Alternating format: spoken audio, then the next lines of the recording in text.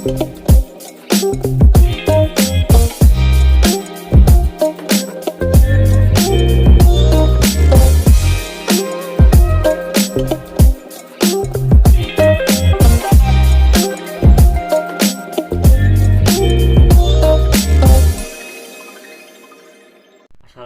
warahmatullahi wabarakatuh. Perkenalkan, nama saya Muhammad Ihsan Nur Faiji, mahasiswa Fakultas Syariah, jurusan Hukum Ekonomi Syariah, angkatan 2017.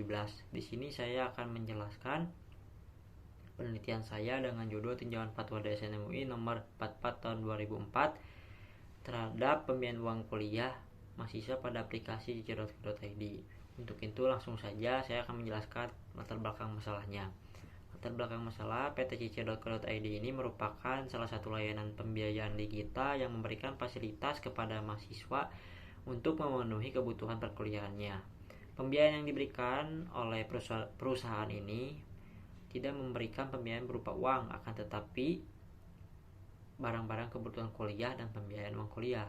Berdasarkan hasil wawancara yang dilakukan oleh peneliti kepada pihak perusahaan tersebut, menurut pemaparannya itu bahwa mekanisme yang digunakan dalam aplikasi ini menggunakan akan berubah, baik itu pembiayaan barang maupun pembiayaan uang kuliah.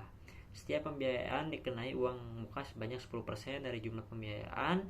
Kemudian di dalam daftar perjanjian tidak dicantumkan akad yang digunakan dan hanya mencantumkan margin sebesar 1,5 sampai dengan 2,7% dari jumlah pembiayaan.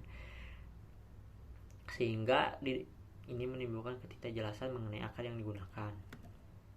Kemudian saya akan menjelaskan rumusan masalah dan tujuan penelitiannya. Yang pertama, bagaimana mekanisme pembiayaan uang kuliah mahasiswa pada aplikasi cicil.co.id. Kemudian tujuannya untuk mengetahui mekanisme pembiayaan uang kuliah mahasiswa pada aplikasi cicil.co.id.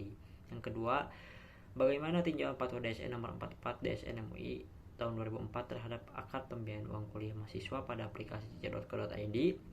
Tujuannya yaitu untuk mengetahui tinjauan fatwa DSN nomor 44 tahun 2004 terhadap akad yang digunakan pada pembiayaan uang kuliah mahasiswa pada aplikasi cicil.co.id.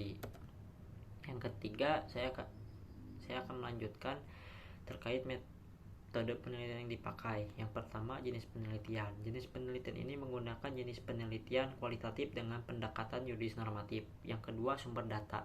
Sumber data yang digunakan yaitu data primer dan sekunder. Yang ketiga, yaitu ada teknik pengumpulan data. Teknik pengumpulan data sendiri melalui observasi, wawancara, dokumentasi, dan studi literatur. Yang terakhir ada teknis analisis data. Setelah semua data terkumpul, kemudian peneliti melakukan analisis data yang tujuannya mendapatkan simpulan dari data yang telah tersedia dengan menggunakan teknik analisis deskriptif kualitatif. Yang selanjutnya itu ada hasil dan pembahasan.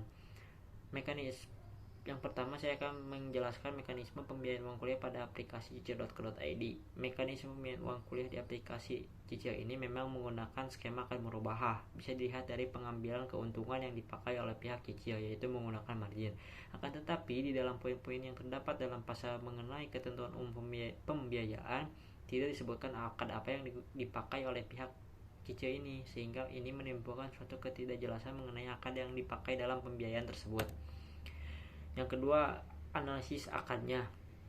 Berdasarkan data yang telah diperoleh oleh peneliti bahwa akad yang digunakan dalam mekanisme pembiayaan ini menggunakan akad murabahah, sedangkan pembiayaan uang kuliah yang dilakukan di aplikasi ini termasuk pembiayaan pendidikan.